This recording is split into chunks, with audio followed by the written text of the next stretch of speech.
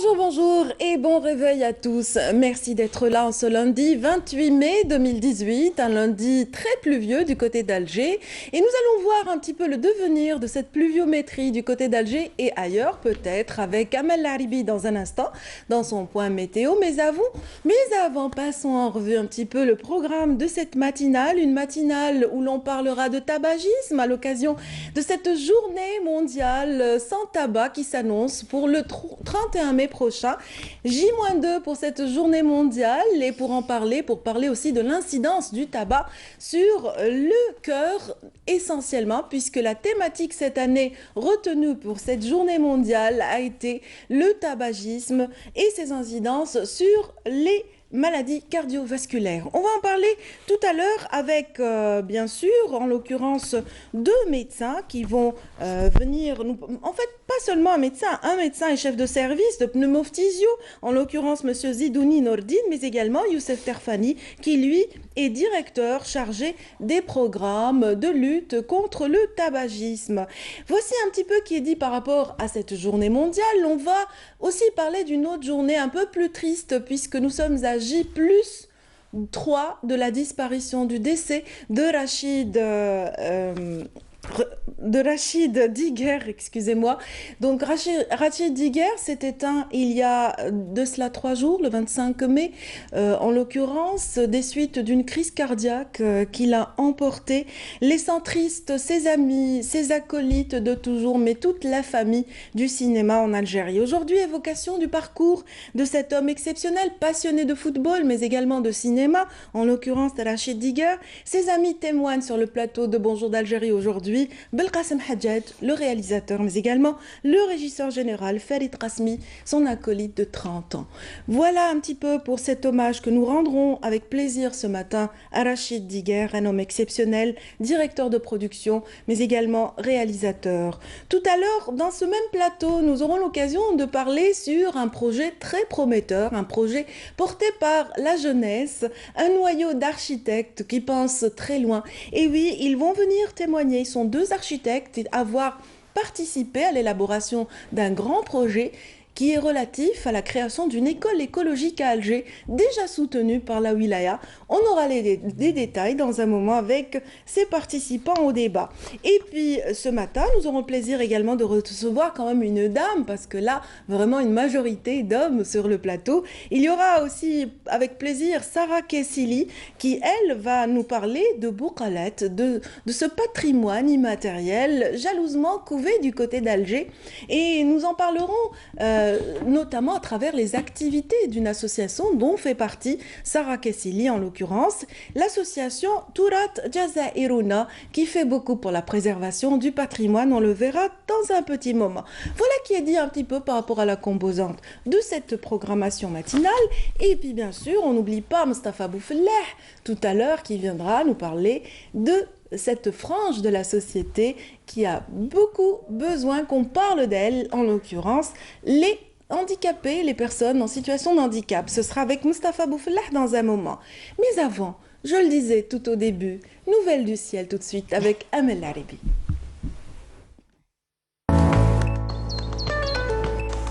Suivez l'air du temps avec Mobilis. Mobilis, partout avec vous. Bonjour Amel. Bonjour Adia. Ça va? Ça Bien va, réveillé ce matin? Oui, ça va. Ah, il y en a un qui éternue, hein. C'est révélateur un petit peu du temps qu'il fait sur Alger. Il y a un grand changement quand même. La hein, grisaille est de retour, oui. mes parapluies Mais pas sont pour de longtemps, retour. mais pas pour longtemps. Ça va s'arranger tout à l'heure. Ah bah oui, on est curieux de savoir. Alors dites-nous tout déjà pour la journée d'aujourd'hui, Amel. D'accord, merci Nadia. Bonjour à tous et bon réveil. Eh bien, pour aujourd'hui, de belles éclaircies devraient percer sur les régions de l'ouest qu'on peut voir sur la carte, avec toutefois des foyers orageux qui vont se développer durant l'après-midi sur les régions intérieures ainsi que les hauts plateaux. Par contre, sur le centre et l'est du pays, on aura des passages nuageux avec localement quelques pluies éparses durant l'après-midi et ces pluies prendront également un caractère orageux, mais plus vers l'est du pays. La moitié sud, plutôt voilée à localement nuageux. Du sud-ouest vers la Saoura, le Nord Sahara, les Oasis, avec possibilité de foyers orageux isolés l'après-midi et partiellement nuageux sur le Sahara oriental, le Egher Tassili et l'extrême sud. Partout ailleurs, le temps restera dégagé, mais plus au Sahara central, avec de fréquents roulements de sable un peu partout vers les régions sahariennes. Les températures, quant à elles, eh bien, elles seront plutôt élevées par endroits. Le maximum relevé 35 degrés du côté de Soqara, 33 à Khanchla et le Bouaqi, 27 du côté d'Oran, 24 à Tlemcen, 21 à Alger, 23 à Annaba, 20 degrés à Tizi Ouzou, 22 à Al Bayad, 25 du côté de Sétif, 32 à Batna, au sud 32 également du côté de Bécha, 37 Gardaya, 38 Biskra, 31 degrés à Tindouf, 43 à Hassim Soud, Ouagla, 39 Tamanrasset, Janet, 44 à Ilizi et enfin 46 degrés, le maximum toujours à Bolj Bedjmourtar et Ingzem. Et on termine ce bulletin avec l'éphéméride pour aujourd'hui. Eh bien, le soleil se couchera vers 19h57. Pour davantage d'informations, vous avez les sites de Météo Algérie et vous pourrez suivre aussi le bulletin météo sur YouTube. Voilà, je vous retrouve tout à l'heure, juste après le journal télévisé de midi. Et d'ici là, très très bonne matinée. Vous avez suivi l'air du temps avec Mobilis. Mobilis, partout avec vous. Merci beaucoup Amel. C'est moi. Passez une excellente journée vous également, aussi. Merci. Profitez un petit peu de cette fraîcheur en ce jour de carême. Oh oui, il fait très très frais. Bon courage en tout cas et merci. bon courage à tous ceux qui viennent de nous rejoindre. Vous êtes dans votre magazine Bonjour d'Algérie qui va tout de suite débuter par une chanson. Abdelhafid Aït Amar Mziane va nous interpréter une très belle chanson kabyle pour commencer. مولانا صل وسلم للهادي طه الأمين مولانا صل وسلم للهادي طه الأمين يا ربنا من يتكلم ويسبح في كل حين مولانا صل وسلم للهادي طه الأمين مولانا صل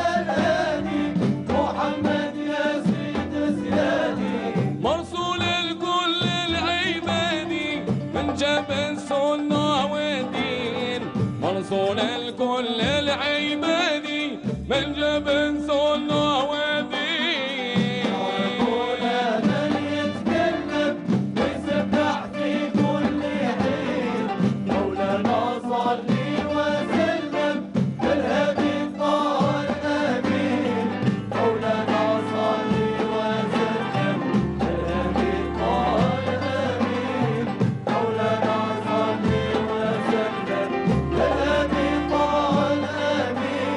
يا سعد اللي حفظ كلامه ذكروا من صلاته وصيامه يا سعد اللي حفظ كلامه ذكروا من صلاته وصيامه يبشر بالجنة قدامه يتمتع وتراه العين يبشر بالجنة قدامه يتمتع وتراه العين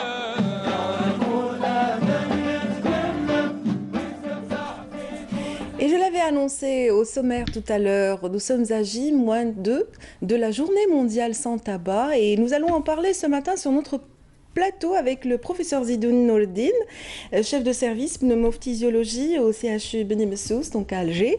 Et puis vous êtes surtout président du comité multisectoriel de prévention et de sensibilisation sur le tabagisme auprès du Premier ministre. Tout à fait.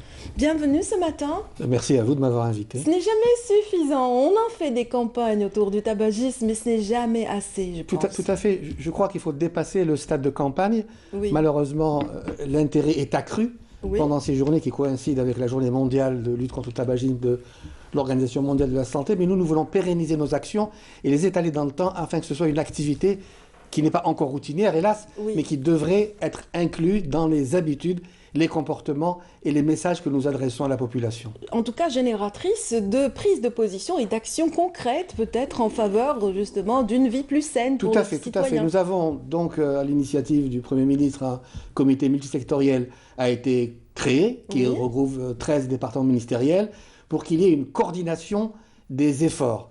Puisque depuis toujours, pratiquement, on considère que le tabagisme est l'affaire de la santé des médecins. En fait, c'est l'affaire de la société. Tout à fait. Nous, ce que nous souhaitons, c'est aboutir à une modification du comportement pour qu'il y ait moins de fumeurs et que surtout les jeunes et les adolescents ne commencent pas à fumer. Donc il y a toute une approche multisectorielle. C'est pourquoi nous travaillons avec le secteur de l'éducation, de l'université, de la solidarité, de la jeunesse et des sports et d'autres, de la justice, du commerce, pour qu'il y ait une action concertée, multisectorielle, afin d'aboutir à un programme de prévention. Et la loi sanitaire qui est en discussion actuellement au Sénat va nous permettre à nous, puisqu'il y a des éléments coercitifs après la période de sensibilisation, pour que les articles de loi protègent à la fois les fumeurs, mais surtout le non-fumeur dans la société. Tout à fait. Et les actions, justement, en entreprises cette année convergent vers la nécessité de protéger la jeune génération. Tout à fait. En fait, cette année, la réflexion est axée surtout sur cela. Tout à fait. En Algérie. Parmi les personnes à risque, la population juvénile, jeunes, adolescents, scolaires et universitaires constitue notre principal souci, puisqu'il y a plus de 20%, d'après les enquêtes qui ont été réalisées et validées, aussi bien enquêtes nationales que multicentriques, autour de 20% d'adolescents qui avouent le tabagisme. Il est possible que ce soit un peu plus, puisque dans les questionnaires, il y a toujours une part de personnes qui ne répondent pas de façon assez catégorique. Mais pour nous, c'est déjà un problème de santé publique, parce qu'il y a un adolescent sur 5 qui potentiellement va devenir un bronchitique chronique, un insuffisant respiratoire au cours de sa vie lorsqu'il sera adulte. Oui, c'est vrai que c'est clair, quand il est fumeur passif, c'est un peu évident quand les parents fument, quand autour de lui on fume, mais lorsqu'il peut se procurer la cigarette, là ça devient dangereux aussi, il faut sensibiliser aussi à ce niveau-là. Le tabagisme passif est aussi dangereux que le tabagisme actif, si ce n'est plus. Même s'il est moins nocif à cause de l'inhalation de la fumée dite secondaire, mais c'est également un tabagique qui s'ignore, puisqu'il inhale, il respire à son insu et sans le vouloir un air qui est pollué par... je vous rappelle que la cigarette contient 4000 polluants et on en découvre sans arrêt, puisque maintenant on va vers le taux de 6000 polluants dans une seule cigarette. C'est excessivement effrayant, je dirais. Tout à fait. Je cherchais à placer comme ça des plaies. Il faut prendre conscience de la gravité de ce fléau. Oui, tout à fait. Donc en tout cas, ces efforts conjugués, vous le disiez, donc le Sénat va prochainement actuellement est en débat. Se pencher sur une nouvelle loi. Que dit cette nouvelle loi, justement? Elle protège le fumeur et le non-fumeur.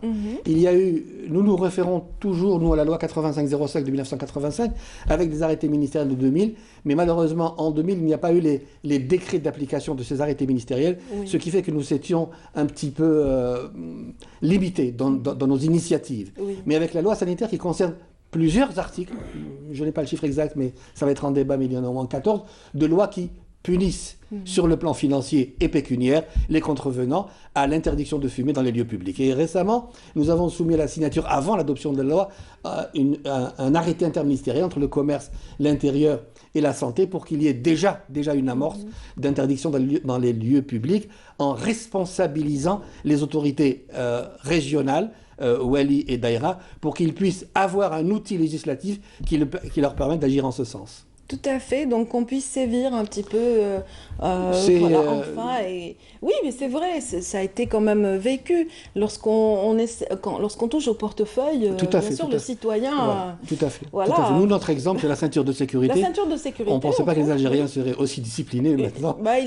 C'est entré dans le réflexe. C'est entré dans les mœurs, même, je dis. Les réflexes, mais vraiment, c'est le réflexe pour tout le monde. On n'y pense même pas, on y réfléchit. Et le tabagisme, c'est différent, parce qu'il y a une substance addictive qui est la nicotine et qui crée ce besoin impérieux, incessant, de vouloir fumer. Eh bien, nous allons agir par divers procédés pour éviter la première cigarette chez les jeunes enfants et l'adolescent et surtout aider au sevrage, c'est-à-dire aider à la diminution puis à l'arrêt de l'intoxication tabagique par des consultations d'aide au sevrage que nous sommes actuellement en train de mettre en place. Très bien. À quel niveau?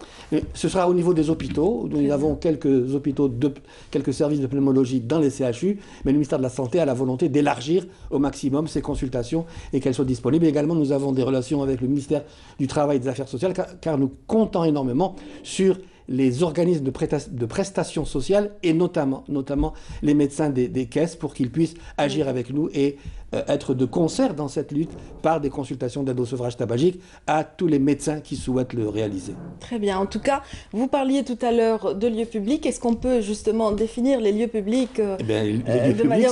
C'est tous les lieux. Tous les lieux qui ne sont pas des domiciles, oui, et qui ne sont pas à l'air libre, tels que les hôtels, cafés, restaurants, salles de réunion, salles de rencontre. Gare routière, aéroport, je ne sais pas si vous avez été à l'aéroport récemment, mais les gens fument moins à l'aéroport. Beaucoup moins, voilà. Oui. Et il y a des espaces que nous avons réservés aux fumeurs dans les aéroports aussi bien à Alger, à Oran-Constantine, dans les grandes villes. Oui. Donc j'ai remarqué, pour l'avoir suivi moi-même, qu'il y a un respect et de ce dispositif, alors que la première interjection qu'on nous faisait quand on avait commencé à réfléchir, on nous disait allez voir l'aéroport, c'est un gigantesque fumoir. Ça ne l'est plus.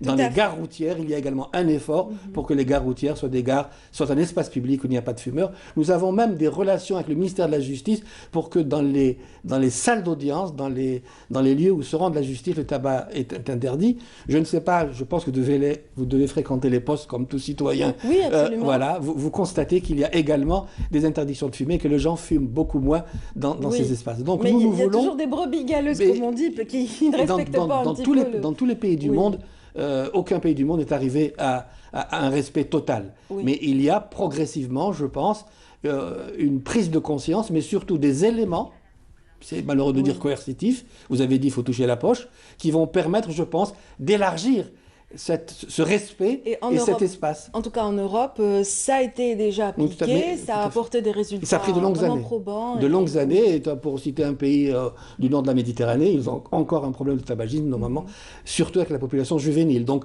aucun pays n'a réussi à éradiquer, de dire zéro tabac. Donc ça, c'est pas possible. Mais il faut qu'il y ait des avancées qui soient significatives afin que ce ne soit plus un fléau comme ça l'est actuellement dans notre pays. Très bien. Donc 31 mai prochain, journée sans tabac. Donc quelles sont les principales actions qu'on pourra relever? Tout à fait. L'Organisation mondiale de la santé centre la réflexion, l'intérêt, la préoccupation sur les maladies cardiaques. Absolument. C'est la thématique de cette année. Si pour les maladies respiratoires, on passe par des stades successifs qui sont assez étalés dans le temps, un malade qui fume a une bronchite chronique, puis a ce qu'on appelle une bronchopathie chronique obstructive, il est porteur d'une inflammation sévère qui ne touche pas seulement l'appareil respiratoire mais tout l'organisme, et c'est un candidat à l'apparition éventuelle d'un cancer bronchique. Et ceci, ça prend un certain temps. Mais le gros fumeur, lorsqu'il présente une pathologie cardiaque, cette pathologie cardiaque peut être gravissime, et puisqu'il peut s'agir d'un infarctus du myocarde qui menace la vie dans les moments immédiats s'il n'est pas pris en charge. Oui, je me pose la question justement par rapport à un hommage que nous devons rendre ce matin à un passionné de cinéma, donc Rachid Diguer, qui nous a quittés il y a 3 jours, des suites d'une crise cardiaque, à savoir si ce malaise cardiaque n'est pas justement dû à une surexposition au tabac. Puisque vraiment dans le milieu du cinéma, on le sait, pendant les tournages, tout le monde fume. L'infarctus du myocarde, le tabagisme est un facteur de risque principal dans la survenue de l'infarctus du myocarde. Il y a également d'autres causes, telles que l'hypertension artérielle sévère en phase d'exacerbation aiguë, qui pourrait être également liée à une athéromatose qui est liée sur le plan de l'origine de la manifestation de la disposition de ces plaques d'athérome liées au tabagisme. Oui. Merci beaucoup, professeur Zidoni, de nous avoir permis justement de rappeler combien il est utile de se séparer de cette... On parle d'épidémie en tout cas à l'échelle de l'OMS. épidémie du tabagisme. Tout à fait. Le terme, le concept qui circule, c'est une épidémie. C'est une épidémie parce qu'elle se répand très facilement dans la société. On l'espère. Et aussi, nous avons face à des géants qui sont les multinationales du tabac, qui ne se laissent pas faire et qui sont imaginatifs, puisqu'il y a maintenant de nouvelles approches, telles que la cigarette électronique que nous bannissons, et telles que certaines cartouches qui seraient pour les cigarettiers moins nocives, mais ceci, c'est de la publicité mensongère. Absolument, merci. Voilà qui est dit. Professeur Nordine Zidouni, donc chef de service pneumophysio au CHU de Beni Messous, et président du comité multisectoriel de prévention et de sensibilisation sur le tabagisme auprès de monsieur le Premier ministre. Merci encore une fois. Passez une excellente journée. Merci et bon vent pour cette journée sans tabac, le 31 mai prochain. Très bien. Juste pour dire que cette fois-ci, nous la célébrons pendant 2 jours, puisque demain, nous aurons une rencontre avec la presse pour donner les éléments de communication, et le 31 ce sera plus large et surtout destiné aux professionnels de santé. Très bien. Donc est-ce qu'on peut aussi citer les lieux s'il vous plaît? Ce sera à l'Institut national de santé publique, les 2 manifestations, mais demain toute la presse est cordialement invitée, vous avez dû recevoir, et donc nous allons évoquer, partager des moments sur les éléments de divulgation de l'information concernant la réception pour le grand public. Merci infiniment. Donc tout a été dit par rapport à cette journée mondiale sans tabac, mesdames, messieurs, le 31 mai. Et puis tout de suite, on parlait d'évocation, une autre évocation, mais cette fois-ci du parcours de quelqu'un qui nous a quittés tristement il y a 3 jours. Je le disais, Rachid Diguer s'est éteint des suites d'une crise cardiaque. Donc tout à l'heure, donc ses amis vont un petit peu revenir sur son parcours, ses acolytes, dans un moment.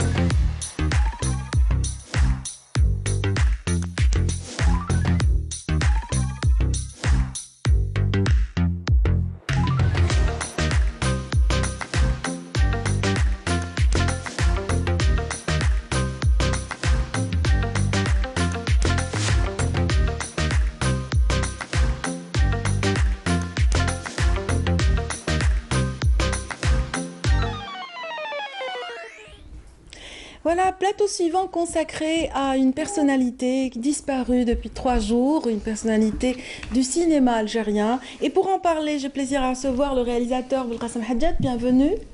Bienvenue, bonjour. Bienvenue également à Khalid Kassemi, qui est régisseur général. Bienvenue. Donc voilà. Merci. Vous avez connu donc Rachid Diguer tous les deux. Vous êtes là aujourd'hui pour témoigner de cet homme exceptionnellement passionné. Est-ce que vous confirmez, Rachid, plutôt Belkacem Hadjad? Écoutez, moi, Rachid, je l'ai connu pendant longtemps. Vous savez, c'est quelqu'un qui a travaillé d'abord dans le secteur public, au CAIC, oui, et qui était déjà directeur de production au CAIC. Et une fois que le CAIC a été dissous, et qu'on s'est retrouvés tous dehors, après la dissolution des entreprises publiques, donc il était avec moi. Il a été directeur de production à Mechahou, j'étais pendant au moins une dizaine d'années, jusqu'au moment où il a ouvert sa propre boîte. Alors, ce que je peux dire de Rachid, plus passionné pour le cinéma que lui, c'est relativement rare, surtout de nos jours. Et c'est quelqu'un qui respire le cinéma, c'est-à-dire qu'il vivait de ça. Oui. Il vivait de ça, je ne parle pas sur le plan financier, je parle sur le plan du sens, je dirais même, de sa vie. Et il l'a payé. Il l'a payé parce qu'à l'heure actuelle, malheureusement, des gens comme ça, qui sont des hyper-professionnels, n'ont pas leur place. C'est-à-dire que le secteur, notre secteur, a été laissé, il faut dire les choses comme elles sont, a été abandonné et a été livré à une majorité des gens qui n'ont rien à voir avec le cinéma. Et du coup, des gens qui sont de vrais professionnels se retrouvent... et vous savez que tout récemment, beaucoup d'amis émettent comme hypothèse le fait que la dernière production sur laquelle il a souffert énormément... A été éprouvante. Et il a été stressé pendant 2 années pour des gens... Je ne citerai pas le nom parce qu'on n'est pas là pour... Mais il y avait dans son équipe des gens concernés par le projet qui lui posaient des problèmes, qui lui faisaient du chantage. Et lui, comme il est très sensible, et c'est un gars d'une honnêteté et d'une rigueur extraordinaire. Le cinéma n'est pas toujours chose aisée, c'est-à-dire produire un film, le réaliser.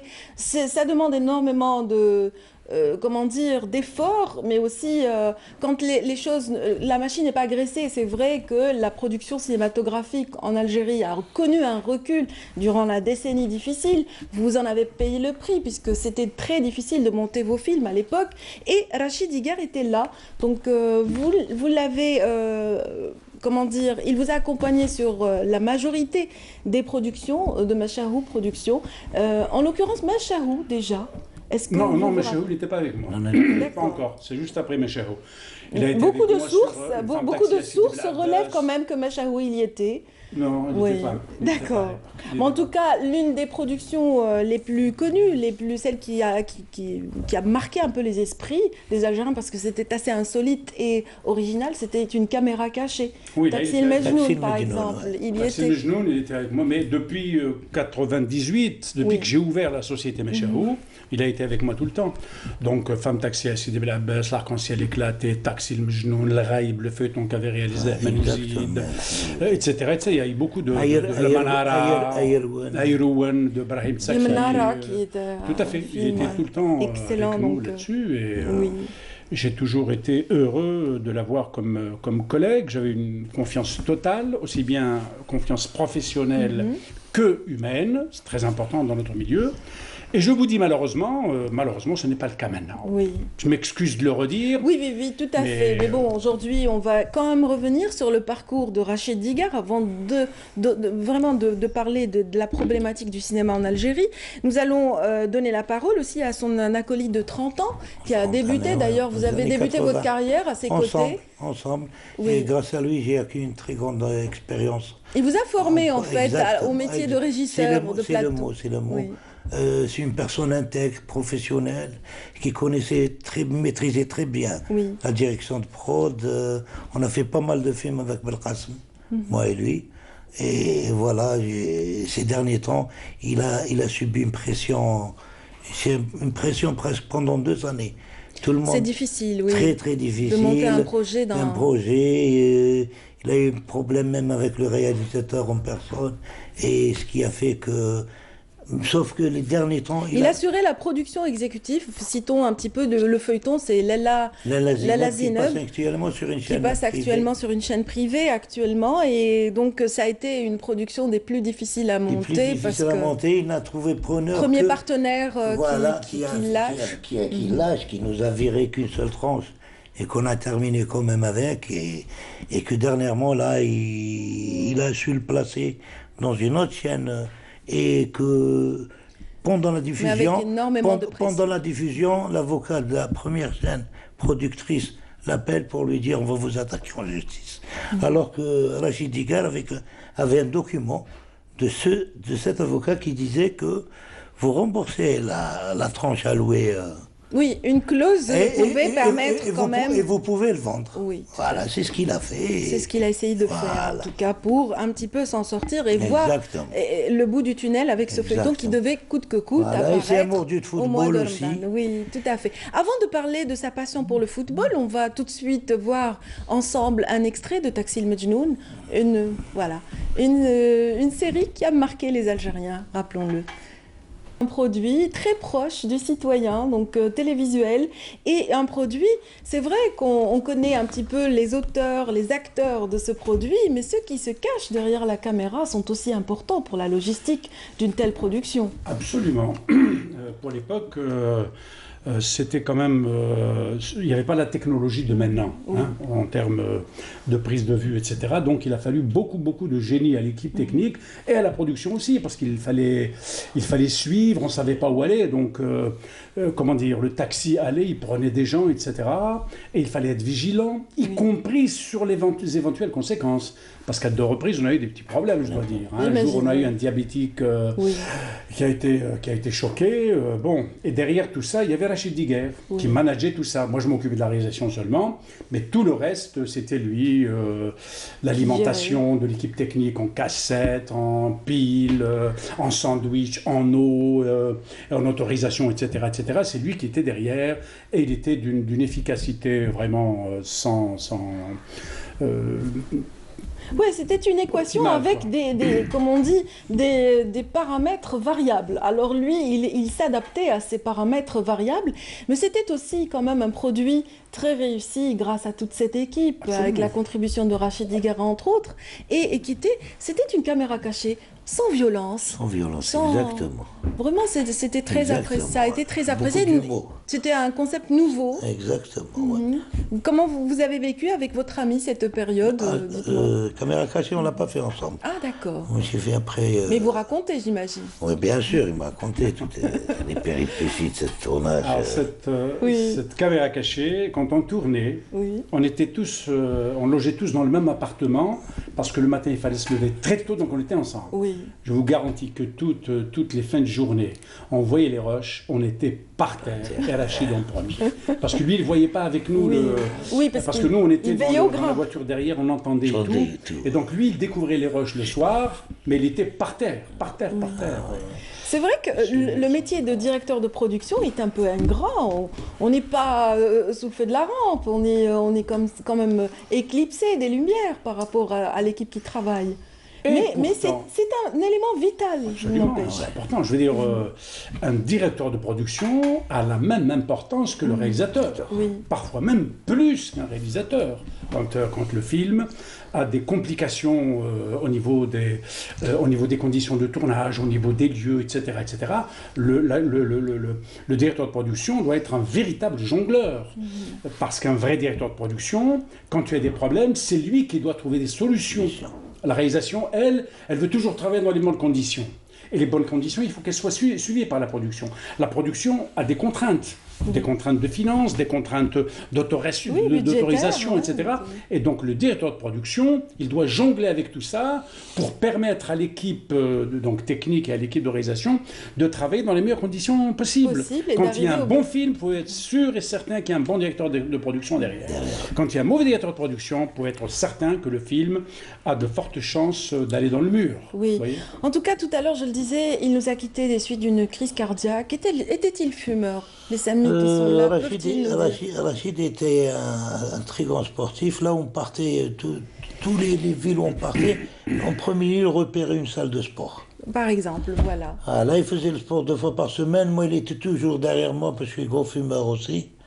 Et tout le temps, après moi, arrête, tu vas mourir un jour, arrête. Oui, bien sûr. D'ailleurs, les gens, la première réaction des gens quand ils ont pris sa mort, ils ont dit Rachid. C'était choqué. Rachid, le sportif. Personne ne s'attendait à ça, surtout que quelques temps avant, les gens l'avaient vu à la veillée de la mort de Sonia. Et il était en pleine forme.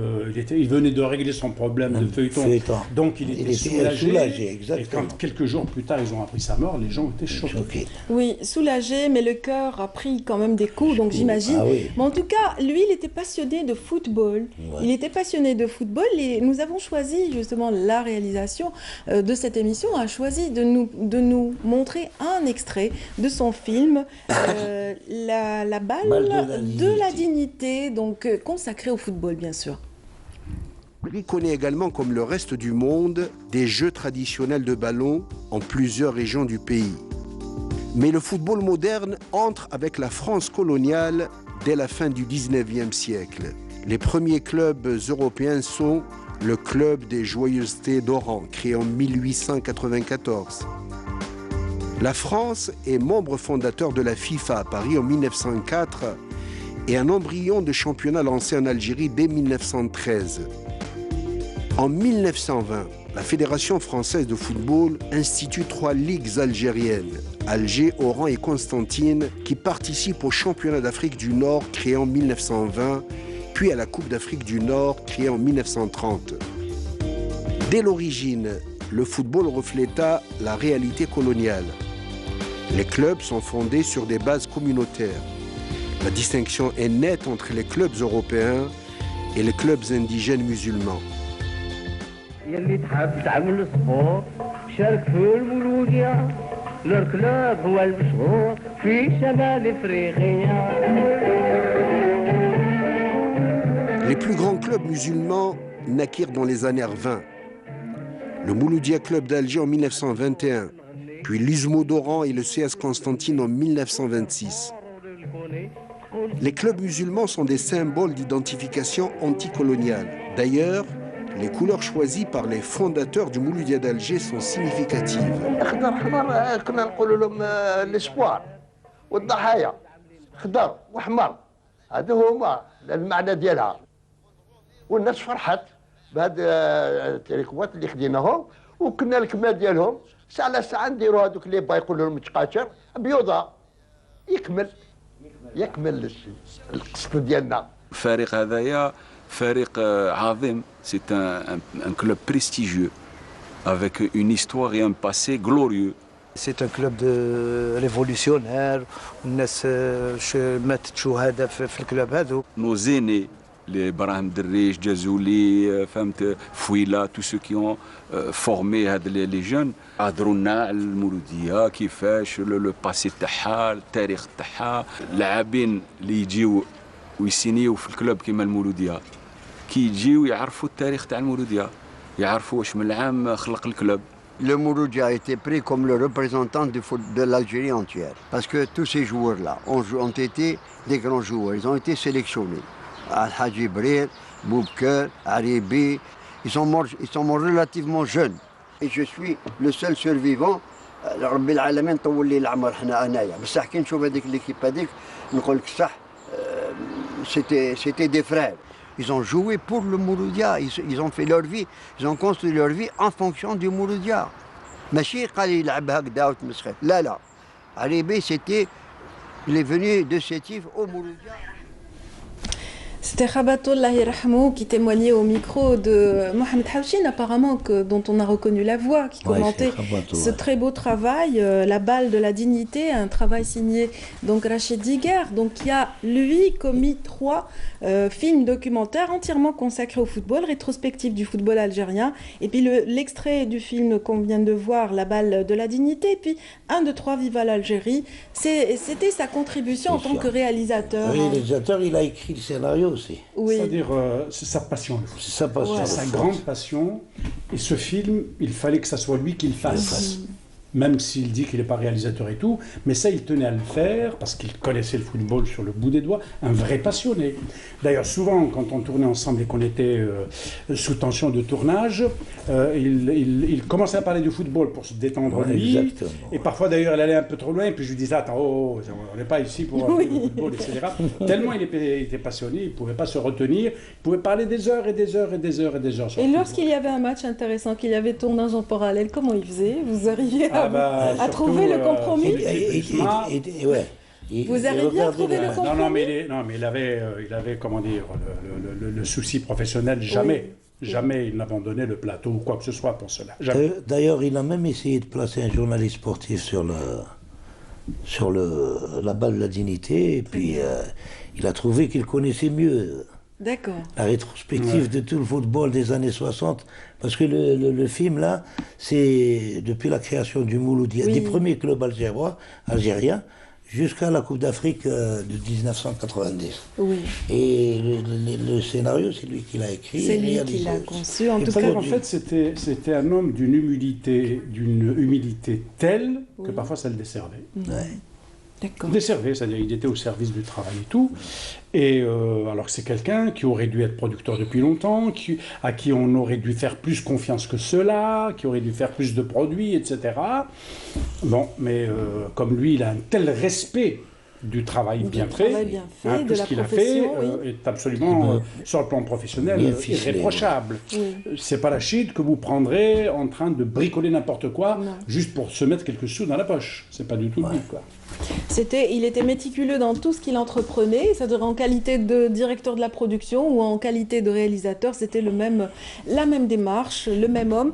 Et c'est vrai que Rachid Diguer était connu aussi pour cette passion pour le football.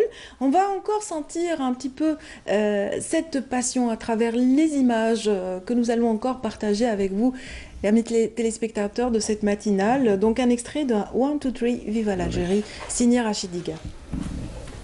خلاص ربحوا وتدخل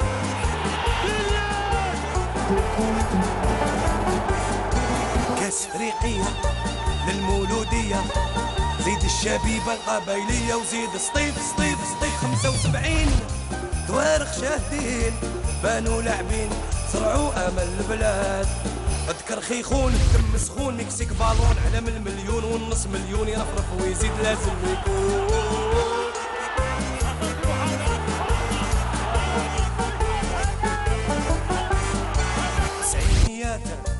افريقيا جاتا قلنا ولات والكره قرات البلاد زهد لاعبين ديالنا شاركوا كرتنا واش اللي صرانا حبست تما وفرات ان شاء الله الاعلام يرفرف بسلام يزولوا الغياب تسالي. Là, c'était vraiment une mise en valeur de toutes les gloires du football algérien, donc un peu plus récente, donc l'indépendance. L'indépendance, oui. C'est une belle attaque, hein, n'est-ce pas, Belkacem Hadjadj? Par Oui. une chanson comme ça. Vous aussi, vous aimez ce type de chansonnette très authentique qui parle un petit peu au nom du peuple. Voilà, qui parle au nom du peuple. C'est très populaire et vous savez, c'est difficile d'expliquer avec des mots une relation entre un travail artistique et la société. Il y a des choses qui marchent très vite, qui fonctionnent très vite, dans lesquelles les gens se reconnaissent très vite. Et effectivement, ce genre de musique, paradoxalement, même si d'aucuns les considèrent comme étant dépassés, etc., vous voyez, mais il y en a qui ont su marier les deux. Alors les gens qui réussissent à marier ces choses-là profondément, qui tirent leurs racines profondes dans la société et qui leur donnent la petite touche de modernité, touchent le jackpot en général. Oui. Belkacem Hadjadj, vous êtes le réalisateur qui a le plus travaillé avec Rachid Diguer, mais il y a aussi d'autres réalisateurs qui ont fait appel à cet homme exceptionnel, d'une grande assiduité dans le travail, en l'occurrence Laskri. Donc Amal Askri, dans Fleur de Lotus, avait beaucoup compté. En fait, il était aussi également quelque part directeur de la production pour l'ONC, pour l'ONSIC à l'époque. Pour l'ONSIC, oui. Il n'était pas encore producteur. Fleur de Lotus, c'était pour l'ONSIC, oui. Pour le caïque. Il a fait aussi avec Mohamed Chouir. Oui, l'Arche de désert aussi. Deux longs métrages, je crois, avec Mohamed Chouir. Oui, absolument. Il y avait l'Arche de désert et du désert et l'autre. Il a fait une coproduction aussi avec des Bulgares. Youssef ou la légende du 7e dormant. Voilà, c'était en 93. Ce qui est très bien avec Rachid Diguer, c'est que quand il prend en charge une direction de production, le réalisateur peut dormir sur ses deux oreilles, pratiquement. Parce qu'il est soucieux, parce qu'il ne laisse jamais les choses... non, quand on lui confie une tâche, il est là, il est aussi préoccupé que le réalisateur d'avoir les meilleurs moyens possibles pour atteindre l'objectif le plus haut possible pour la production. Oui. Ils sont rares des gens comme ça. Oui, Monsieur Kassimi, vous dites avoir été formé par Rachid Diguer. Quelle est la leçon vraiment que vous retenez le plus dans votre esprit? C'est plus la discipline, le sérieux dans le travail, la ponctualité, l'anticipation, tout ça, tout ce qui est production. Et Allah yarhamou, vraiment j'ai beaucoup appris avec lui. Oui. Et de l'homme, qu'est-ce que vous retenez? C'est difficile. C'est-à-dire que c'est encore frais, j'imagine, c'est encore frais. Voilà, avant tout, moi, c'est un grand frère. Ça a été un grand frère pour moi. Et un ami, on a commencé au CAIC ensemble dans les années 80. On a eu pas mal de productions ensemble. C'est un type qui a été toujours présent. Oui, tout à fait. Ce n'est pas évident de le perdre aussi brusquement. Allah yarhamou. Belkacem Hadjadj, si l'on vous avait demandé de faire une oraison en l'honneur de Rachid Diguer, vous auriez dit quoi en quelques mots? Comment vous auriez dit? Je lui aurais dit, Rachid, voilà, pour moi, tu es parti en martyr du cinéma. Parce qu'en fait, c'est le fait qu'il ait pris à cœur sa dernière production à un point tel qu'il en a été malade, qu'il en a beaucoup souffert. Et je vous dis, pas mal d'amis disent que le stress qu'il a vécu pendant 1 an et demi ou 2 ans à cause de cette production-là doit y être pour beaucoup dans son arrêt cardiaque. Et puis alors, Rachid aussi, en fait, c'est un grand enfant, vous voyez ? Il est d'une espèce de pureté, mais franchement, j'exagère pas du tout, tous les collègues vous le diront. Il est d'une espèce de pureté comme ça, dans son comportement. Il n'est jamais haineux, il ne dit jamais de mal de gens. Si, il critique comme ça, mais superficiellement. Mais il ne garde pas rancune, il n'est pas haineux. Il est alors loin d'être quelqu'un qui fait des sales coups aux gens, etc., etc. Voilà, je garderai de lui ça, de cette pureté. Et je lui dirais, Rachid, bravo, tu es parti avec tout ça, avec cette pureté avec toi, et on te regrette beaucoup. Oui. En fait, cette pureté est gravée dans votre mémoire, dans vos cœurs, j'imagine. Toutes les équipes qui ont travaillé avec Rachid Diguer ne l'oublieront pas pour ça. Et je vous souhaite en tout cas bon courage pour la suite, parce que vous allez continuer le combat du cinéma algérien, porter un petit peu haut encore et encore et encore. Il vous a soutenu, bien sûr, c'est un frère qui vous quitte, j'imagine votre douleur. Sinon, vous ne seriez pas ici ce matin parce que vous êtes en plein tournage, tous les deux. Vous avez un tournage et vous avez tenu à venir. Tournage, mais j'ai des vous avez des obligations, en tout cas. Vous venez du plateau et c'est dire un petit peu combien il vous tenait à cœur de parler de Rachid Diguer. Merci de nous avoir permis de parler de lui. Merci à vous de lui avoir consacré une émission. Il la mérite amplement. Il la mérite amplement, effectivement. Donc nous allons clore cette page consacrée à Rachid Diguer dans cette édition de Bonjour d'Algérie. J'espère que vous avez apprécié. Vous pouvez suivre son dernier feuilleton sur l'une des chaînes privées, Lalla Zineb en l'occurrence. Donc c'est une manière peut-être aussi de rendre hommage à son effort et son labeur. Donc merci mesdames, messieurs d'avoir suivi cette séquence avec nous dans Bonjour d'Algérie qui continue son petit bonhomme de chemin. Tout de suite on va ouvrir une page sur des passionnés de cirque, bien sûr. Afro Circus, c'était à l'Opéra d'Alger et voici le compte-rendu de ce spectacle grandiose, très apprécié par les spectateurs algériens, et c'est signé Lilia Ben Nasser.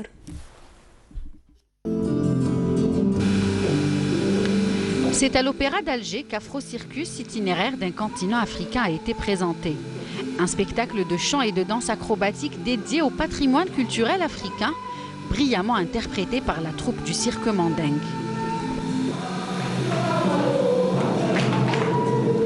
Convaincus de leur choix d'émigrer clandestinement en Europe, 9 prétendants africains à la traversée de la mort envoient leur représentante, Sali Fatou, pour tenter de convaincre Akli Aberken, pêcheur reconverti malgré lui en passeur pour des raisons socio-économiques, et propriétaire d'une embarcation qui refuse de prendre plus de 5 personnes à bord. Comme aujourd'hui on connaît le problématique de l'Afrique, mais en gros de planétaire on va même dire, parce qu'aujourd'hui tous les jeunes d'Afrique, la jeunesse africaine est dans le désespoir. Il n'est pas vraiment tout à fait dans le désespoir, mais il nous fait croire ça. Et donc parce qu'avec la politique de certains pays d'Afrique, la jeunesse n'a pas d'espoir, ils n'ont pas d'avenir. Et donc on les pousse d'aller vraiment vers la mer, d'aller se projeter dans la mer juste pour aller en Europe. Et ils vont là-bas dans l'humiliation, pas de respect. Et non, on veut juste dire à ce peuple, on veut dire à ce continent, non à l'immigration clandestine. On veut bien sûr aller en Europe, mais dans la dignité, dans le respect. On sait que chez nous en Afrique, il y a tout. Moi, mon rôle, c'est le conteur, un bahri, un passeur. En fait, on a essayé de raconter, on raconte une histoire d'une troupe africaine qui viennent ici en Algérie. Et c'est l'actuel. Hein. C'est-à-dire ils viennent bosser, ramener de l'argent pour... Ils partent clandestinement Harraga. rencontre هذا المسيو هذا أكلي اللي هو moi. Bon, c'est-à-dire, et comme Floukataï, c'est-à-dire, elle prend 5 personnes. Et eux, ils sont un petit peu, oui, ils sont 8 ou 9. Alors non, ça ne marche pas, c'est-à-dire il faut que 5. Alors la Fatou, la femme qui présente le groupe, représente le groupe, elle essaie de mamadouiller, c'est-à-dire dans le show, elle essaie de monter comme quoi, c'est-à-dire les jeunes sont sympas et tout. Alors elle montre des figures du cirque et tout. Des figures chorégraphiques représentant des animaux marins à l'instar de la pieuvre ou encore des forêts tropicales africaines à l'exemple de l'antilope ou du scorpion ont été réalisées avec succès sous un éclairage sombre et fluorescent et des fonds musicaux inspirant les lieux.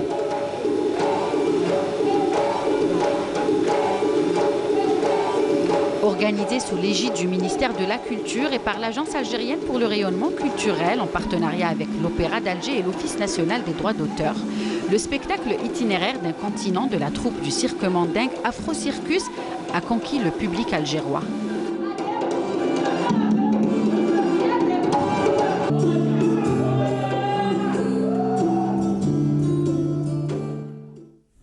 Quelle agilité et puis aussi quel sens de l'humour. C'est passionné de cirque. Voilà, c'était là le reportage de Lia Benasser qui nous a permis un petit peu de découvrir ces Africains invités de l'Algérie cette semaine, donc du côté de l'Opéra d'Alger. Puis notre invitée suivante est déjà prête à témoigner également de ses initiatives au sein d'une association. Bienvenue à Sarah Kessili. Merci, ça bonjour. va, pas trop dur le réveil matinal? Oui, ça va quand même, oui. On Bah, va tant dire mieux. que voilà, j'ai fait une bonne nuit de sommeil, j'ai dormi 3 heures. 3 heures, c'est excellent, bien sûr. En plein ramadan, 3 heures. Parce Exactement. qu'il arrive qu'on dorme 1 heure. Exactement. 2 heures. C'est vrai qu'on ne dort pas carrément. Oui, il y a eu pas mal de personnes qui ont carrément enchaîné les nuits blanches. J'en connais autour de moi. Bienvenue, donc Sarah Kessili. Si vous êtes parmi nous ce matin, c'est pour nous parler d'une association dont vous faites partie, une jeune association, Tourat Jazairna. Effectivement. Et qui commence à se faire connaître de toute façon. Exactement. Depuis qu'on a eu l'agrément, en fait, voilà, on enchaîne les événements. Donc voilà, on l'a eu très récemment, c'était en fin 2017, le 26 novembre, voilà, qu'on a eu l'agrément. Et depuis, on a organisé maintenant 4 événements. Oui. Et il y en aura encore prochainement d'autres événements d'ailleurs. Je vais vous citer brièvement si vous voulez. Avant de citer, comment vous avez fait? Vous avez tout préparé, tout en fait, mis dans un tiroir et puis dès qu'il y a eu l'agrément, on a ouvert le tiroir et hop. Oui, parce qu'on était tellement prêts. En fait, l'idée de faire une association était l'idée de la présidente et ses amis. C'était un groupe de 5 personnes. On va dire Madame Faiza Riech. Donc elle en rêvait, c'est une amoureuse du patrimoine. Elle est archéologue de formation, donc elle adore ça. Et du coup, elle voulait tellement faire ça depuis très longtemps. Et elle avait des projets. Ensuite, il y a eu des gens qui ont rejoint le groupe, qui ont apporté leurs idées aussi. Et voilà, donc dès qu'on a... On était dans ce noyau fondateur. Oui, vous êtes très humble, vraiment. Vous ne vous êtes cité aucune fois. Vous avez parlé de tout le monde et pas de vous-même.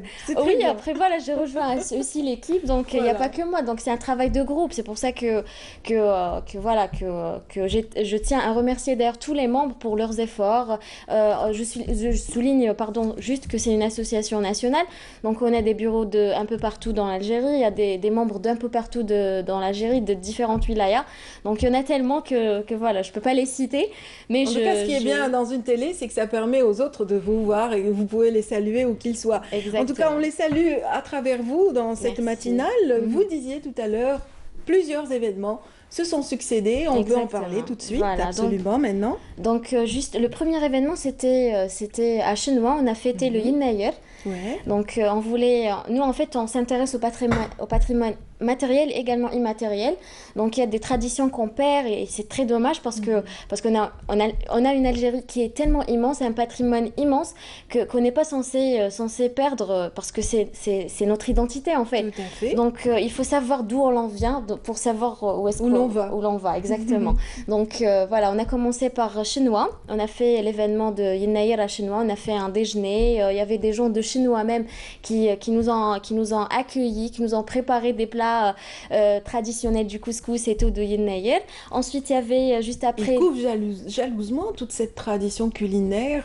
L'art culinaire est très très intéressant dans cette région. Exactement. Il fait appel à toutes les plantes. Oui, tout à fait. Toutes les plantes, parmi elles même des plantes endémiques, donc dans la région, et qu'on exploite dans les différents mets qu'on propose à l'occasion de Yennaïr. C'est toujours une découverte d'être à Chenois. Exactement, voilà. Donc on tenait tellement à faire ça à Chenois.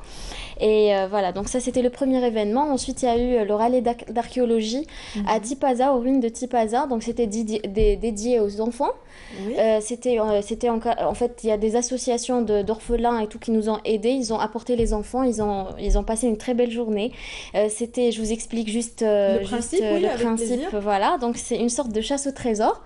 Donc on a expliqué tout d'abord, on a raconté brièvement l'histoire des ruines, etc. En fait, il y avait un sujet et tout, il y avait une sorte de petite formation pour les enfants. Et ensuite, on a caché des questions dans les ruines. Donc, les enfants étaient censés trouver les questions et trouver les réponses également. Voilà. Ils étaient partagés en 3 groupes, sur 3 groupes. Et chaque réponse, en fait, conduit vers la prochaine question et ainsi de suite jusqu'à finir le parcours. Et voilà, à la fin, on leur a expliqué en fait qu'il faut préserver la manière dont il faut se comporter en fait dans les lieux comme ça, dans les musées, que ce soit dans les ruines, que ce soit dans des trucs comme ça. Il faut pas se photographier lorsqu'il c'est interdit. Il faut pas toucher parfois des pierres. Il faut pas donc il y a tout un...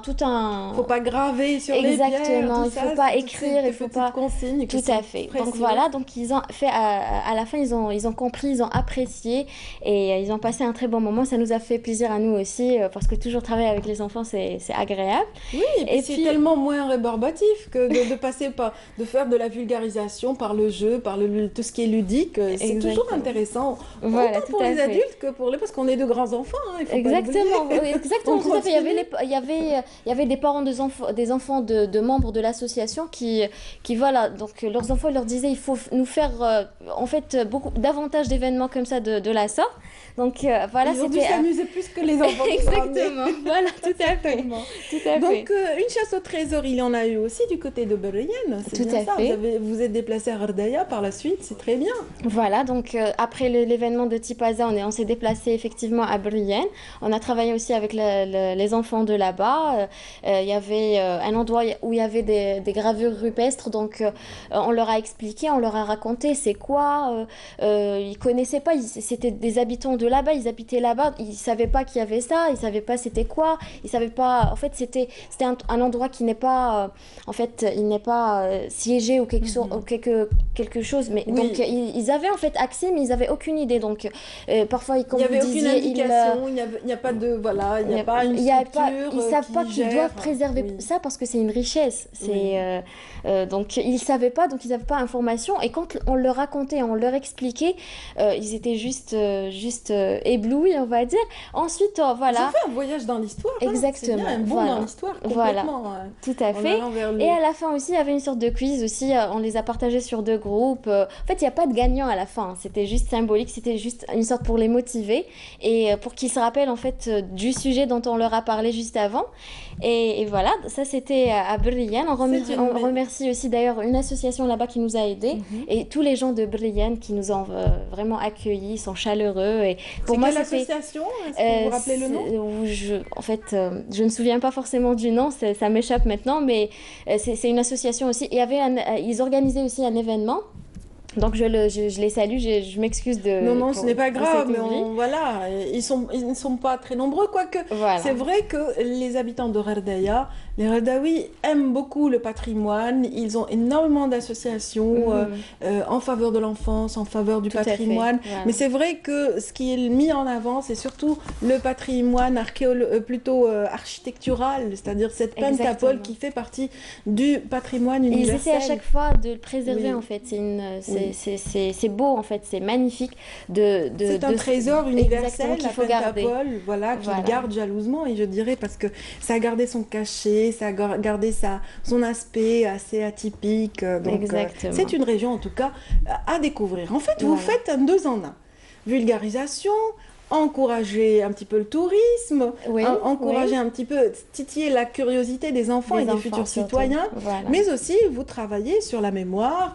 Cette fois-ci, ça a été autour d'un patrimoine immatériel, la Bouqalet, c'est bien ça? Exactement. C'est un événement qui a fait un succès, on s'y attendait pas, mais les gens en fait ont vachement apprécié. Et du coup, donc c'était organisé au musée de Bardo. D'ailleurs, on était en partenariat avec le musée de Bardo qui nous a permis de faire cette soirée là-bas. Donc cette image qu'on vient de voir de toutes ces dames réunies dans un patio, c'est aussi un petit peu l'image que vous aviez certainement dans l'esprit quand vous avez organisé dans un tel palais d'été. Exactement. En fait, l'histoire de la Bouqala, en fait, la Bouqala, il y a plusieurs personnes qui pensent que c'est uniquement à Alger que ça se faisait. Mais c'est faux, en fait, ça se faisait à Tipaza, un peu partout. Il y a plusieurs régions où ils faisaient la Bouqala et c'est un truc que les femmes... Tlemcen, hein? Oui, tout à fait. Donc, c'est les femmes, c'est un truc consacré pour les femmes. C'était une manière... Vous savez que notre société était tellement préservatrice. Avant, c'était un peu... On l'est toujours, mais avant, c'était plus. Donc, les femmes n'avaient pas d'endroit où sortir ou rester, par exemple, des cafés comme maintenant, pas du tout. Donc, elles organisaient des soirées entre elles, Firmdan, Fillil, pour faire, c'était beaucoup plus pour les jeunes filles, les femmes non mariées, donc qui organisaient. Ou celles dont les maris étaient loin aussi, parce que parfois le mari était en guerre, il était ailleurs. Tout à fait, donc pour avoir le fel, comme on dit, le fel. Ce petit présage comme ça, très attendu par les femmes. Exactement. Et bien sûr, un fel qui parlait au cœur. Tout à fait. Donc voilà, l'événement était organisé le 2e jour de Ramadan et jusqu'à ce jour, il y a des dames qui nous appellent pour nous dire est-ce que vous allez organiser la même soirée Elles ont tellement apprécié. Il y en a même celles qui n'ont pas pu être de la partie et voilà, elles ont regretté. Elles nous demandent tellement de refaire ça. Ça leur fait plaisir de se rappeler. Il y a certaines dames, des vieilles dames qui se rappellent, qui ont déjà vécu ça. À la Caspa par exemple et tout, donc elles étaient tellement ravies de revivre ça, de voir ça et de voir des jeunes qui ont participé parce qu'il y avait de jeunes filles qui ont participé, elles étaient en tenue traditionnelle et tout, c'était vraiment sympa, voilà. Très bien. Vous nous avez pas amené une petite bouqala pour ce matin? Non, je l'avais pas prévu, mais ouais, mais voilà, il y avait la dame aussi qui faisait les demoiselles de la ce soir-là. sont toutes contre vous. Ah non, c'est bon, elles sont toutes en colère contre vous. Je vous enverrai chacune en fait ce bouqala parce que je tiens à remercier aussi la dame qui nous a fait les bouqalettes, Madame Nadia, ce soir-là. Elle était magnifique. Je la remercie. Et je tiens à souligner juste qu'il y a un petit truc. Est-ce que vous allez réitérer? Oui, allez-y. Soulignez et ensuite dites-moi si vous réitérez l'expérience durant ce mois de Ramadan ou pas. Je vais revenir sur ça. Donc, on a participé à une journée parlementaire. L'association a participé à une journée parlementaire. La présidente de l'association, Madame Faiza Liège, a intervenu en fait ce jour-là. Elle a parlé de l'histoire en fait du patrimoine, des lieux archéologiques qui existent en Algérie. Elle a essayé de sensibiliser les gens, de rappeler qu'on a un patrimoine riche, qu'on doit mettre en valeur par rapport même, c'est bénéfique même par rapport au tourisme. Donc c'est des lieux qui attirent les touristes. Donc voilà, c'était ça. Et pour la soirée Bouqala, on aurait aimé tellement organiser une deuxième. On essayera d'ailleurs d'ici la fin de Ramadan, mais rien n'est sûr pour le moment. Mais vous pouvez voir d'ailleurs sur la page Facebook de l'association si on va la faire. On va annoncer un petit peu justement cette adresse. Rappeler un petit peu le nom de l'association, s'il vous plaît. Association nationale Tourath Jazairna. Voilà. C'est ce qu'on trouvera sur la page Facebook. Sur la page Facebook. Association nationale Tourath Jazairna. Voilà. Très bien. Merci beaucoup, Sarah à vous. Kessili, d'avoir été avec nous. Je rappelle que vous êtes membre de l'association que vous venez de citer. Je vous en prie. Et que vous avez pris part à une très belle soirée au niveau du Bordeaux. Ah, c'est bon? On va pas parler des événements à venir? Allez-y, rapidement. Rapidement. Alors, on a un événement en fait. On a un événement qu'on organise, c'est Didier à la vannerie. Donc, on a le Koufa. Oui. Voilà, on a le parrainage, on a demandé le parrainage du ministère de l'Environnement pour remplacer en fait l'anti-sachet et tout. Donc on va l'organiser Inch'Allah prochainement. On va distribuer des couffins à des passants. On va rendre hommage aussi à des artisans, donc Ami Mohamed du pasteur d'ailleurs. Oui. Et voilà, en gros c'est ça. Voilà. Très bien, la vannerie à l'honneur, donc exactement. Voilà.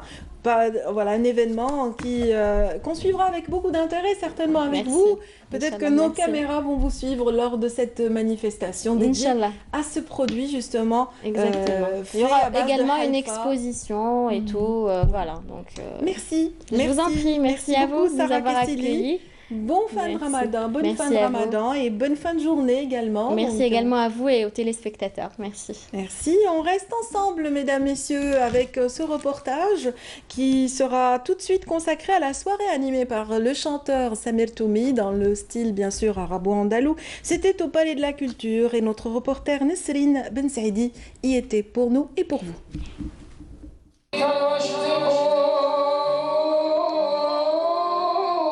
C'est avec son riche répertoire assimi que l'artiste Samir Toumi a enchanté son public, venu en masse afin d'assister aux soirées ramadanesques programmées au Palais de la Culture Moufti Zakaria, au menu Madih et chant Haouzi. Ces soirées sont devenues un rituel chez nous. Elles sont organisées chaque année. À chaque fois, nous alternons la soirée avec quelques chansons du Madih, ensuite l'Algérois. Le Palais de la Culture Moufti Zakaria prévoit tout au long de ce mois sacré un programme musical riche et varié au grand bonheur des mélomanes et des adeptes des belles soirées ramadanesques.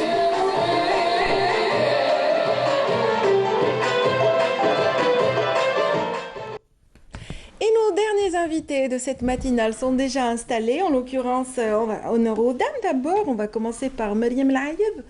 C'est bien cela ? Oui. Mariam Laïeb est architecte ou étudiante en architecture ? Étudiante en architecture. Plutôt. En regardant un peu plus votre visage, je m'en suis rendu compte. J'ai dit, trop jeune pour être déjà diplômée. Et qu'en est-il de Haytham Darmoum ? Oui. Toujours Bonjour. étudiant également ? Toujours étudiant. C'est vrai que votre visage est très très jeune, donc ça m'étonnerait que vous ayez fini ce cycle estudiantin un peu laborieux et difficile. Très vous difficile. accrochez ? Ça va. Ah, vous êtes en pleine période d'examen, il me semble, non ? On a passé la période d'examen, on prépare pour notre projet de fin d'année. Très bien. Et en parlant de projet, vous êtes aussi sur un projet très ambitieux à l'échelle de la Wilaya. Donc là, on oublie un peu l'institut, on oublie un peu les études et on se concentre sur un très beau projet qu'un noyau d'architectes d'ailleurs ont lancé. Est-ce que vous pouvez présenter ce projet ?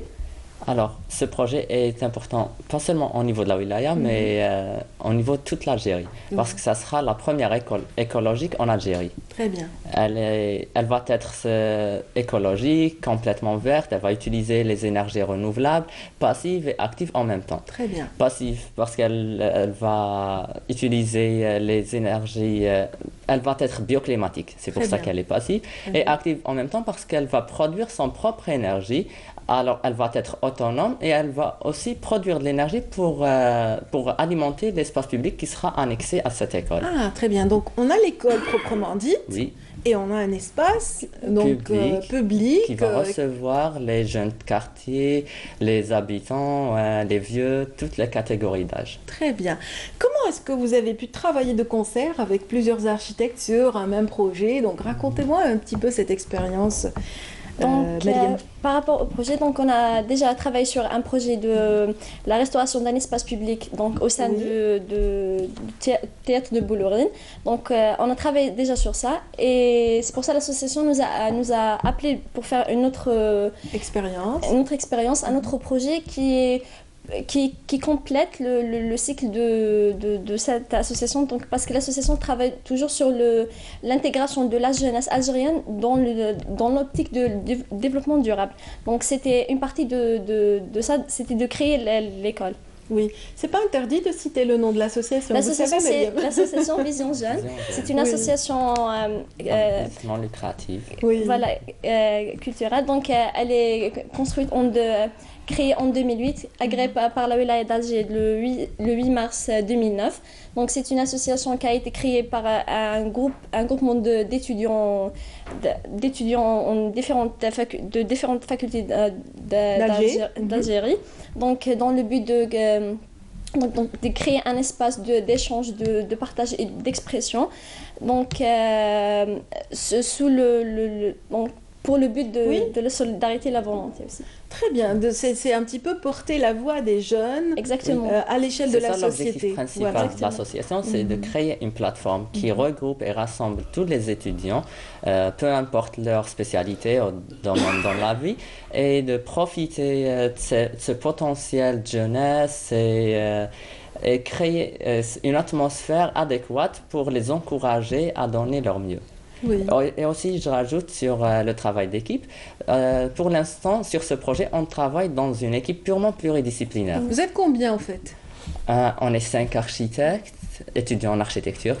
Il y a d'autres groupes. Il y a aussi des psychologues, des sociologues, des ingénieurs en génie civil, des ingénieurs des écologues, des ingénieurs aussi en ST. Voilà. C'est en fait une micro-société que vous avez créée. C'est-à-dire que c'est un petit peu le fonctionnement qui devrait être vraiment en aval. C'est-à-dire que vous êtes en amont et vous avez installé cette mini-société. C'est vrai qu'on a besoin du regard du sociologue pour créer un espace public. Et c'est ce qu'on oublie, c'est ce que certains promoteurs oublient justement. C'est qu'est-ce qui peut convenir au mieux à tel ou tel type de comportement sociétal, c'est bien ça. Vous avez besoin aussi d'avoir aussi une réflexion purement écologique ou le regard d'un designer également. Oui, il y a des beaux-artistes. Il y a des beaux-artistes, j'imagine qu'il y a des artistes. Oui, très bien. Donc des gens des beaux-arts qui nous aident à faire des conceptions de conception à l'intérieur de l'école comme à l'extérieur dans l'espace public. Oui. Concernant l'installation, parce qu'il y aura une installation artistique donc, qui sera faite de la part de ces beaux-artistes. Beaux-artistes. Et qu'est-ce qu'on peut retrouver justement dans cet espace? C'est un jardin en fait, citons-le. C'est une espèce de jardin où il y aura Par rapport à l'espace public. Oui, tout à fait. Par rapport à l'espace public, il y aura un stade multisport, donc un stade qui regroupe une multitude de sports, donc le basketball, football et hand tennis. Donc c'est un stade polyvalent. Donc d'un autre côté, on a un aire de jeu pour les enfants qui englobe plusieurs jeux enchaînés et aussi un stade de pétanque. Donc on retourne toujours sur l'aspect chabi de Bab Louad, de Boulourine, voilà. Donc le stade pétanque et aussi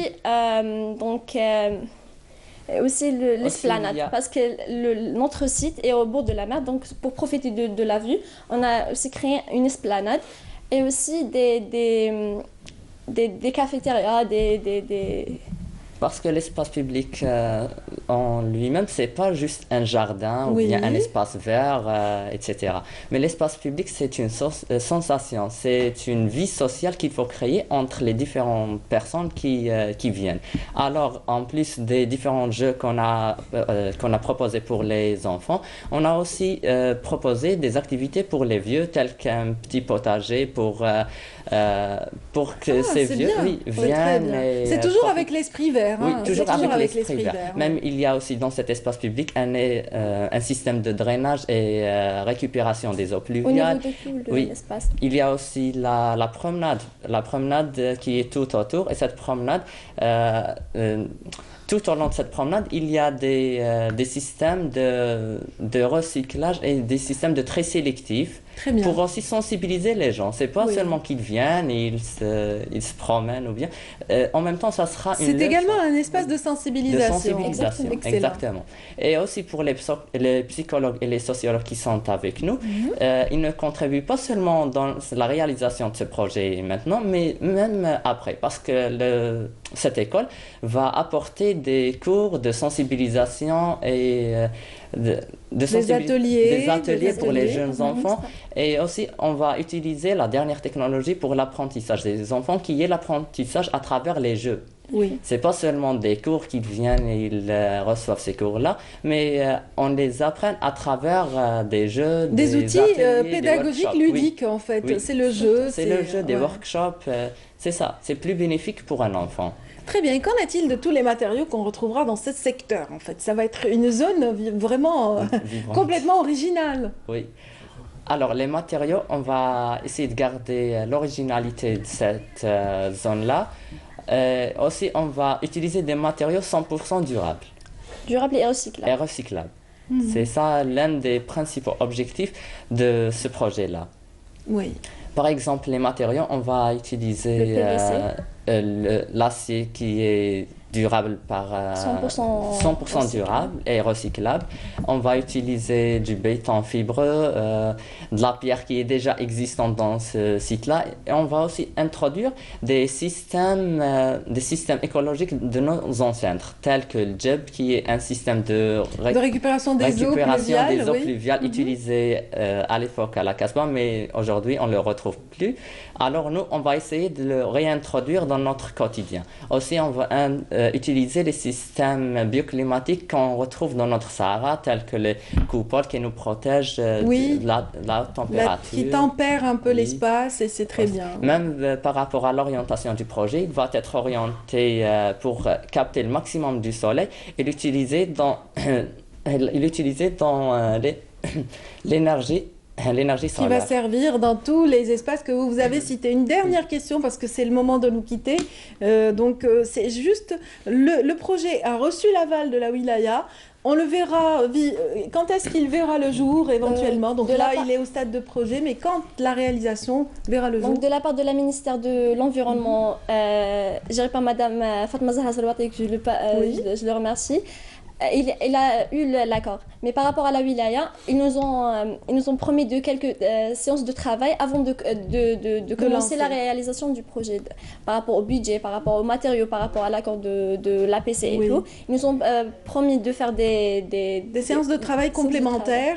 Voilà, exactement. Mais sinon, le sujet a séduit, en tout cas. Oui, exactement. On a le terrain pour l'instant et on travaille. C'est déjà un grand pas. Si le foncier existe, ça veut dire que ça verra le jour prochainement. En tout cas, bravo à vous deux d'avoir fait partie de ce peloton que nous saluons à partir de cette tribune. Merci donc à Haytham Darmoun, qui est étudiant en architecture, autant que Mariam Laïeb ici présente. Donc merci de nous avoir accompagnés ce matin et de nous avoir parlé de ce très beau projet d'école écologique. Tout de suite, nous allons retrouver pour la dernière ligne droite Mustafa Bouffellah, mais avant, voici un reportage. Ils seront près de 600 000 à se diriger durant 3 jours vers les centres d'examen du pays pour répondre à des questions en rapport avec les 11 matières enseignées au programme, dont 13 797 candidats libres. 599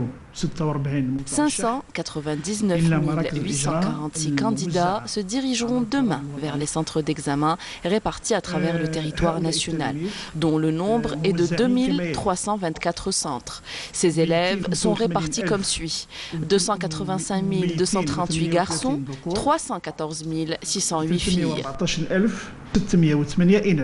Comme le veut la tradition, la ministre de l'Éducation, Nouria Ben Rabrit, donnera le coup d'envoi officiel de l'examen à partir de l'une des wilayas du pays. Cette année, ça sera à Larouat et à Al-Djelfa. Dans les autres wilayas, les examens se passeront dans des conditions normales, supervisées par les directeurs d'établissement et le directeur de l'éducation. Il faut que les candidats soient rassurés. Ils passeront cette année l'examen loin des protocoles auxquels on nous avait habitués et qui marquaient le premier jour de chaque examen. Les épreuves se passeront dans des conditions de sécurisation maximale. Quant aux résultats, ils devraient être annoncés officiellement le 18 juin prochain. Et on va souhaiter bon courage à tous ceux qui ont pris part à ces examens de fin de cycle, le BEM en l'occurrence. Donc bonne chance les enfants, je vous souhaite vraiment beaucoup de courage en ce mois de carême. Et bien sûr, prochainement, bon courage également à ceux qui préparent l'examen de baccalauréat également. Et les parents qui le repassent en même temps, parce que n'est-ce pas, Mustafa ? Pour le BE, il y avait tous les parents qui repassaient le BE aujourd'hui. Absolument, parce que j'imagine un petit peu leur stress. Ils ont dû réviser autant que voilà, leurs il y avait enfants. plus de voitures au niveau de l'école que les enfants qui descendaient des voitures. Oui, effectivement, il y avait énormément de circulation ce matin dans Alger. Et bon, merci d'être là, Mustapha, pour cette dernière ligne droite. Oui, on va garder pour le dessert. Tout à fait, aujourd'hui. On a eu le dessert avec la rubrique accessibilité. Voilà. Qu'est-ce que vous nous avez choisi pour Alors, ce j'ai matin? choisi la thérapie par l'animal. Très bien. Pour les personnes handicapées. Vous savez que les animaux, tout animal a une thérapie, même pour les personnes du 3e âge. Donc, on a l'habitude, nous-mêmes, en tant que personnes, on aime bien être accompagné par un animal de compagnie. On apprécie, oui, bien sûr, on apprécie la compagnie des animaux. Mais il y a des animaux qui ont des dons de thérapie, et vous avez des animaux qui n'ont pas de dons de thérapie. Oui, j'imagine. N'est-ce pas? Par exemple, je prends si j'ai une chèvre en dessous de chez moi, c'est pas évident la thérapie. Hein. Vous savez, la chèvre apporte. Elle est bénéfique. Elle est bénéfique. Elle est bénéfique sur tous les aspects. Vous savez, quand vous avez des enfants autistes, par exemple, je prends l'exemple d'un enfant autiste. Vous avez un animal, quel que soit l'animal, hein, l'oiseau, l'hamster, etc. L'enfant va s'occuper de l'animal. D'abord, il faut lui apprendre à s'occuper de l'animal. Il ne faut pas le maltraiter, l'animal. Même, par exemple, je connais, je vais vous donner un exemple, un enfant autiste qui avait un petit chat dans la maison. Il le prenait par la queue, si vous voulez, du chat. Et vous savez que les chats n'aiment pas qu'on touche qu'on les touche, etc. Mais quand il y a des enfants, et ça j'ai eu à l'observer, quand il y a des enfants, les animaux, en l'occurrence les chats, deviennent très passifs. Ils ne sortent pas les griffes, et ça c'est incroyable. Vous avez par exemple cet enfant qui est autiste, qui prenait le chat par la queue, eh bien il ne griffait pas le chat. Il ne griffera jamais. Il se laissait faire. À moins d'avoir vraiment de se sentir en danger, mais il ne réagira par contre, jamais. même en danger, il ne répondra pas par la violence. Il miaulera fort pour faire disparaître l'enfant, mais il ne griffe pas. Il ne griffera pas l'enfant avec ses griffes. Par contre, s'il y a quelqu'un qui le prend par la même manière que l'enfant a pris ce chat, il va le griffer, il va se retourner. Et c'est ça qui est incroyable, d'où le recours à la thérapie par certains animaux. Vous avez les personnes qui sont atteintes d'Alzheimer, par exemple.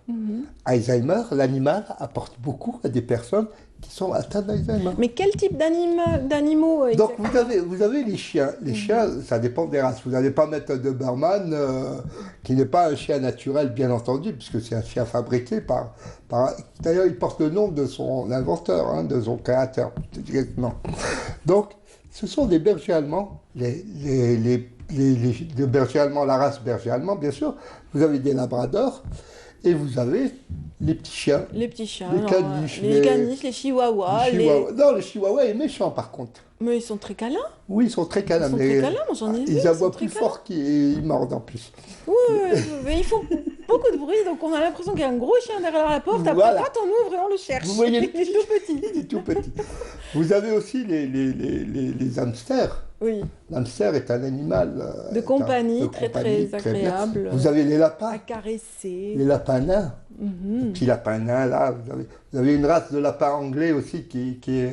Mais le lapin n'est pas réactif. Le lapin, il se laisse caresser, mais il n'est pas réactif. Mais le lapin, pour un enfant ou pour une personne atteinte d'Alzheimer, est très conseillé. Parce que même il ne suffit pas de le caresser. Il faut quand même s'en occuper, le nourrir, le mettre tout à fait en confiance. Et la personne va parler à cet animal.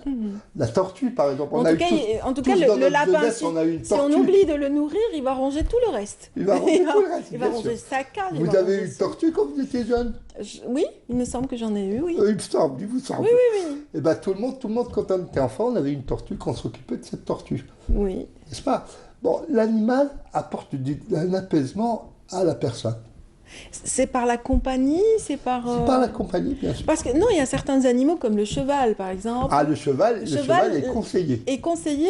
L'âne est conseillé. Oui, le contact avec le cheval est très apprécié.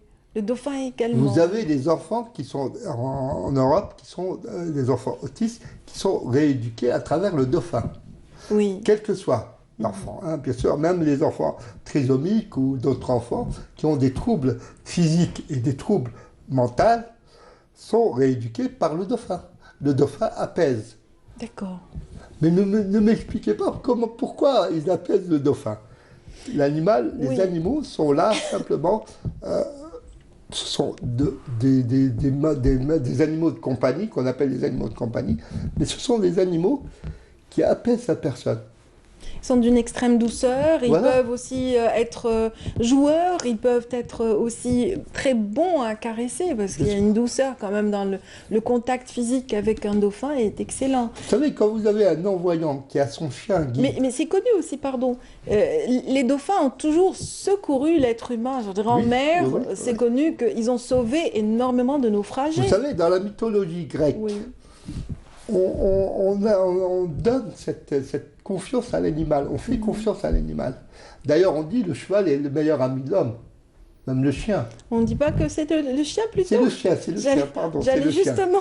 Le cheval est un animal qui transporte l'homme, qui a toujours transporté l'homme. Il donne énormément à l'humanité. Voilà. Et quand vous mettez un cheval, un trisomique ou un enfant, quel que soit son handicap, en face d'un cheval, le cheval sera calme. Le cheval sera calme, mais par rapport à vous, quand vous passez derrière le cheval, il va vous botter. Pourquoi moi? Non, je prends exemple. Pourquoi? Pourquoi, Mustapha? Pourquoi me botter-il? Une autre personne. Je suis gentille avec les animaux, moi j'aime les animaux. Non, c'est façon de parler, une image que j'ai donnée. Voilà. Il va pas me botter. J'aurais préféré d'autres images, voyons. Par exemple, l'enfant, quand il passe derrière le cheval, un enfant trisomique, et j'ai remarqué ça dans le cercle hippique où j'ai l'habitude d'aller. Quand un enfant trisomique ou un enfant autiste passe derrière le cheval ne bouge pas. Oui. Mais quand quelqu'un passe derrière le cheval ne botte pas par méchanceté. Il botte parce qu'il a peur. S'il est agressé, c'est non, il ne voit pas la personne qui passe derrière lui. Donc c'est pour ça qu'il a cette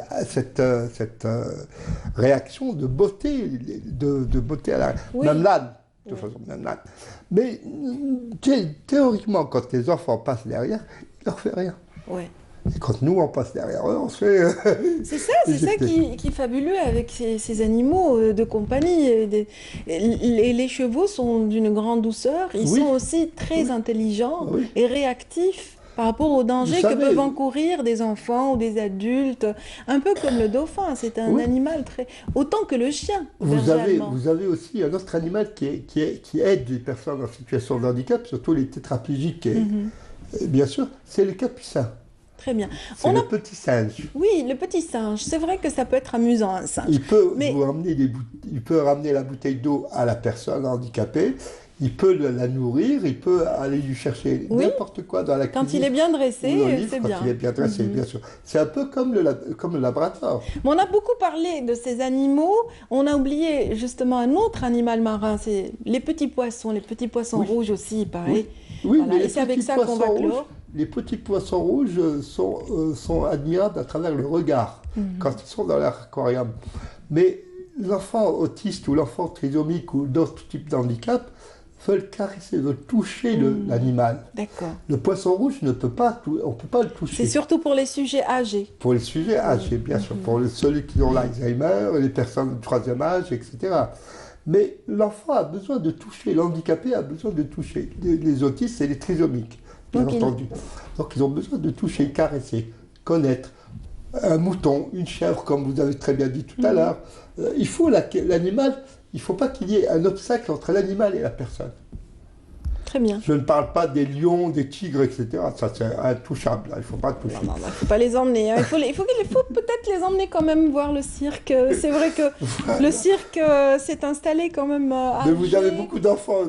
Si l'enfant est autiste, il va rentrer sur le milieu de la piste. Il va vouloir aller vers le fauve. Pour toucher. L'enfant autiste veut toucher. Très bien. Caresser. En tout cas, c'était là une petite séquence consacrée à la thérapie par les animaux. Merci beaucoup, Mustapha. Nous arrivons au terme de l'émission. Et... Oui, vous m'avez gardé pour les ML, m'a gardé pour le calmeuse. Le dessert. La semaine prochaine, je pense qu'on parlera de trisomie 21 avec vous. On parlera de trisomie 21, oui, avec le président de l'association TRIA, voilà. Oui, avec plaisir. En tout cas, passez une excellente journée. Encore une fois, bon J'ai courage. oublié de vous dire quelque chose, vous avez un très beau pull. Ouais, merci, c'est gentil. votre photo. C'est gentil. Je vous répondrai dans un tout petit moment. Le temps pour moi de dire au revoir à ceux qui ont été fidèles ce matin.